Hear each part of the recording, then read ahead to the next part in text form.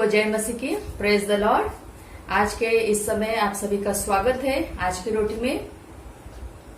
आज परमेश्वर का वचन हमसे क्या बात करने जा रहा है, आइए उस वचन में से हम सुने।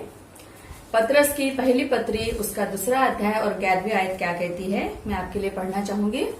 उसमें इस तरह से लिखा है कि हे प्रियो, मैं तुमसे विनती करता हूँ कि तुम अपने आप को परदेसी और यात्री जानकर उन सांसारिक अभिलाषाओं से जो आत्मा से युद्ध करती है बचे रहो। ये प्रेरित पतरस का पत्र है उन लोगों के लिए जो तितर बितर हो चुके थे, मसीह थे, सताव के कारण तितर बितर हो गए थे।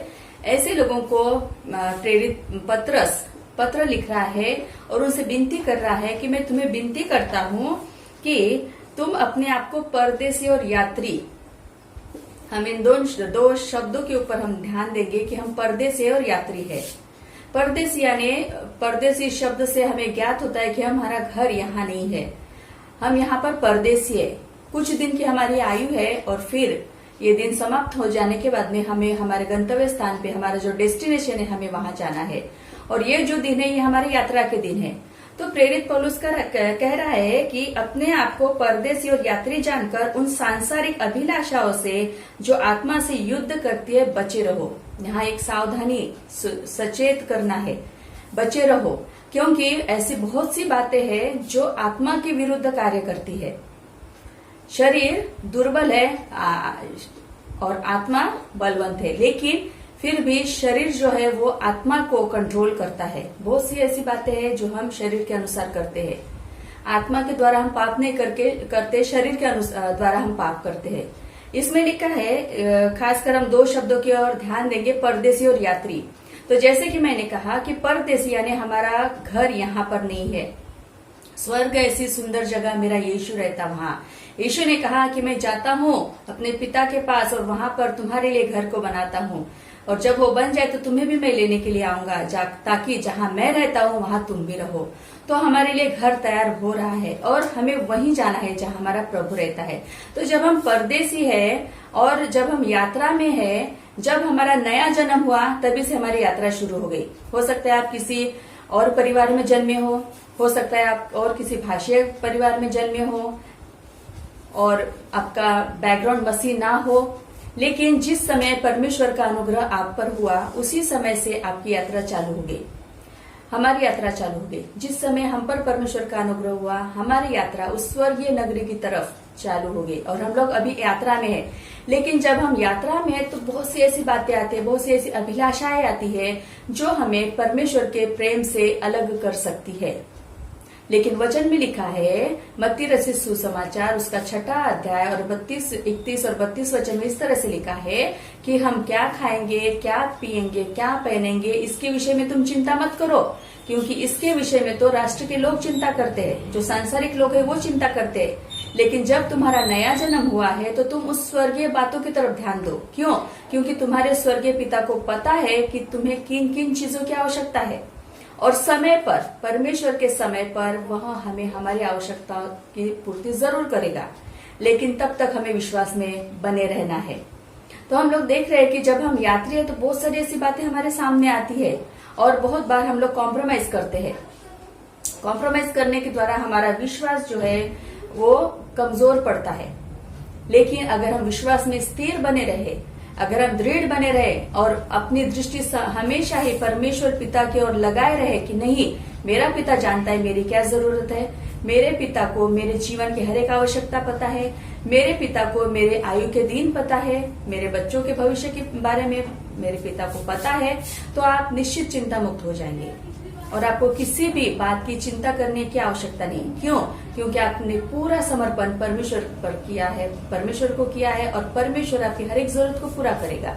यह हमारा स्वयं का, ये हमारे गवाही है कि परमेश्वर हमारी हर एक इच्छा को पूरा करता है, चाहे कुछ रहे ना रहे, लेकिन परमेश्वर कभी भी लज्जित और अपमानित नहीं होने देता। क्योंकि हम यात्री है, हम परदेसी है, हम एक यात्रा में लगे हुए हैं और हमारे यात्रा के दौरान जिन जिन चीजों की आवश्यकता है परमेश्वर पूर्ति करता है। लिखा है कि उसने सुभक्ति के लिए और जीवन के लिए आवश्यक हर एक चीजों की पूर्ति ऑलरेडी कर दी है। आपका जन्म होने से पहले ही परमेश्वर को पता है कि आपकी क्या जरूरत है, आपकी क्या आवश्यकता है। तो क्यों हमें इन बातों की चिंता करते बैठना है? जो बातें शरीर, इसमें लिखा है कि सांसारिक अभिलाषाओं से जो आत्मा से युद्ध करती है, सांसारिक बातें, सांसारिक अभिलाषाएं जो आत्मा से युद्ध करती है, वो सारी बातें हम लोग संसार में है और हमें पता है, हमें घर बनाना आवश्यक है, हमें एजुकेशन लेना आवश्यक है, अच्छी नौकरी चाहिए, अच्छा पैसा चाहिए, सब कुछ चाहिए, ठीक है। लेकिन इन सभी से बढ़कर हमारा परमेश्वर है, बहुत अद्भुत और बहुत महान परमेश्वर है। ये सारी चीजें चाहिए, परमेश्वर को पता है, और समय पे वो देगा, ऐसे ही आपको नहीं छोड़ देगा। लेकिन अगर हम इन चीजों के पीछे भागते हैं तो हम अपने विश्वास को खो बैठेंगे। लेकिन अगर हम पूरी रीति से परमेश्वर के पीछे चलते हैं तो लिखा है कि निश्चय भलाई मेरे पीछे पीछे आएगी। ये परमेश्वर के वचन में लिखा है, उसकी करुणा और उसकी भलाई निश्चय मेरे पीछे आएगी। अगर आप परमेश्वर के पीछे चलते हो, अगर प्रभु यीशु मसीह अगर सचमुच आपका चरवाहा है और आप उसके पीछे चलते हो, तो किसी भी भली चीज की वो आपको घटी नहीं होने देगा। 11th आवर में वो आपकी जरूरत को पूरा करेगा। लेकिन तब तक विश्वास में बने रहने की आवश्यकता है। और हमेशा याद रखिए कि हमारा घर यहाँ नहीं है, हम परदेसी है, हम एक यात्रा में है, और यात्रा करने के दौरान बहुत सारी कठिनाइयां आएंगी, बहुत सारी अभिलाषाएं आएंगी, बहुत सारी परीक्षाएं आएंगी, हो सकता है सताव आ जाए, हो सकता है बीमारी आ जाए, अलग अलग तरह की बातें आ सकती है। लेकिन परमेश्वर आपको यूं ही नहीं छोड़ देगा, वो आपको सदैव थामे रहेगा। वचन में इस तरह से लिखा है कि जन्म देने वाली माँ अपने दूध पीते बच्चों को छोड़ सकती है, शायद वो छोड़ भी दे, लेकिन मैं तुझे कभी नहीं छोड़ूंगा। मैंने अपने हथेली पर तेरे चित्र को खोद कर रखा है। ये परमेश्वर का वायदा है। और निश्चय आप जानो कि अगर आप परमेश्वर पर पूर्ण रीति से डिपेंड हो, पूर्ण रीति से समर्पण करते हो, तो निश्चय वो आपका बोझ, आपके पूरे परिवार का बोझ, आपके बच्चों की चिंता, पीढ़ी से पीढ़ी तक वो आपकी भलाई करना कभी नहीं छोड़ेगा। क्योंकि परमेश्वर का वायदा सच्चा है, वह विश्वास योग्य है। जो चिमनियां कभी नहीं बोती, कभी नहीं काटती, कभी इकट्ठा नहीं करती, उनकी सुधि अगर परमेश्वर लेता है तो क्या आपकी और मेरी नहीं लेगा? जरूर लेगा। तो इन वचनों के द्वारा परमेश्वर हमें यही सिखाता है कि हम हमेशा याद रखें कि मैं इस संसार में परदेसी हूँ, एक यात्रा में हूँ। और फिर भी हम लोग कैसे मैं बड़ा घर बनाऊं, कैसे मैं सांसारिक बातों के ऊपर ध्यान दे रहते हैं। बहुत बार ऐसे होता है कि जैसे संसार के लोग करते वैसे करना हम चाहते हैं। उनके पास में बड़ा घर है, हमारे पास में भी चाहिए, उनके पास में बड़ी गाड़ी है, हमारे पास में भी चाहिए, हमारे पास में क्यों ना हो। लेकिन क्या इन सारी बातों से बढ़कर क्या परमेश्वर का प्रेम नहीं है? क्या परमेश्वर का अनुग्रह इन सारी बातों से बढ़कर नहीं है? जरूर है। अगर मैं फिर कहती हूँ कि अगर आप परमेश्वर पर डिपेंड हो, अगर आप परमेश्वर के पीछे पीछे चलते हो, आपके पास में चाहे कुछ हो ना हो, लेकिन परमेश्वर की शांति, परमेश्वर का आनंद, परमेश्वर की चंगाई, परमेश्वर की अच्छाई सदैव आपके साथ बनी रहेगी। आप छोटे से घर में भी हो लेकिन आप खुश हो। आपके पास में चाहे 4 व्हीलर ना हो, 2 व्हीलर है, फिर भी आप खुश हो। आपके पास में हो सकता है बड़ी सी नौकरी ना हो, बड़ा सा कुछ अमाउंट आपके घर में नहीं आ रहा है, लेकिन फिर भी परमेश्वर आपको संतुष्ट रखता है। और यह है परमेश्वर की आशीष।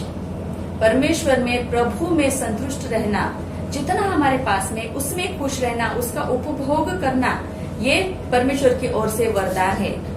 और इसीलिए हमेशा याद रखें कि हम परदेसी है। और हर एक व्यक्ति इस बात के साथ में एग्री होगा कि हम इस संसार में ना कुछ लाए हैं और ना कुछ लेके जाएंगे, लेकिन फिर भी इन संसार की बातों के पीछे हम दौड़े जाते हैं। संसार के बातों के पीछे हम दौड़े जाते हैं और नहीं सोचते कि कहाँ जाकर रुकेंगे। क्या मैं अपने विश्वास को खो तो नहीं दूंगी? क्या मैं अपने आशीष को खो तो नहीं दूंगी? क्या मैं परमेश्वर की उपस्थिति को खो तो नहीं दूंगी? इन बातों को हम भूल जाते हैं और उस नाशवंत चीजों के पीछे हम भागते रहते हैं। तो हमेशा याद रखें कि ये हमारा घर नहीं है, यहाँ हम परदेसी है और यात्रा में है। और यात्रा, हमारा गंतव्य स्थान वही है जहाँ हमारा प्रभु है। और जिस तरह से हमारा प्रभु पवित्र है, उसने कहा कि जैसा मैं पवित्र हूँ वैसे तुम भी पवित्र बनो। तो अपने आप को पवित्र बनाए रखे, परमेश्वर की दृष्टि में जो योग्य है वही करे। परमेश्वर की इच्छा क्या है उसके प्रति सदैव जागरूक रहे, परमेश्वर में बने रहे, परमेश्वर में आनंदित रहे। परमेश्वर आप सबों को आशीषित करे। परमेश्वर की स्तुति और परमेश्वर की महिमा। आइए हम प्रार्थना करेंगे। जीवित और अनुग्रहकारी और विलंब से क्रोध करने वाले मेरे पिता परमेश्वर, फिर एक बार आपको धन्यवाद देती हूँ प्रभु, क्योंकि आपने सुंदर से अवसर दिया है ताकि आपका वचन, आपकी रोटी में से जो हमारी आत्मिक भूख को मिटाती है, उसमें से हम खाए और बलवंत हो जाए। प्यारे प्रभु, जैसे कि आज आपके वचन में हमने पढ़ा कि हम यहाँ यात्री है, हम परदेसी है प्रभु जी, और जो अभिलाषा है, सांसारिक अभिलाषा है, आत्मा के साथ में युद्ध करते हैं, उससे बचे रहने के लिए आपने कहा है प्रभु। प्यारे प्रभु जी, हमें ऐसा अनुग्रह दे कि हम इन सारी आत्मिक सांसारिक अभिलाषाओं से हम बचे रहे और आपके वचन में, आपके विश्वास में, आपके अनुग्रह में दिन प्रतिदिन बढ़ते जाए प्रभु। जैसे आप परिपूर्ण हो, उस परिपूर्णता की ओर बढ़ने के लिए हम सबों को अनुग्रह दीजिए। जो लोग इस वीडियो को, इस मैसेज को देख रहे हैं, सुन रहे, हर एक को आशीषित करना प्रभु जी। आपकी चंगाई, आपकी खुशी, आपका आनंद, आपका उत्साह, आपकी सुरक्षा हर एक की चारों ओर बनी रहे, हम ऐसे हम आपसे विनती करते हैं। सारा आदर, मान, महिमा और जलाल आप ही को देते हुए आपके प्यारे बेटे और हमारे उद्धारक यीशु के नाम से मांगते हैं पिता, सुनिए और बड़ी दया से ग्रहण कीजिए। आमीन। तो आप सबों को परमेश्वर आशीषित करे। अपने अपने घर में रहिए, सुरक्षित रहिए, परमेश्वर के साथ में बने रहिए। जय मसीह की।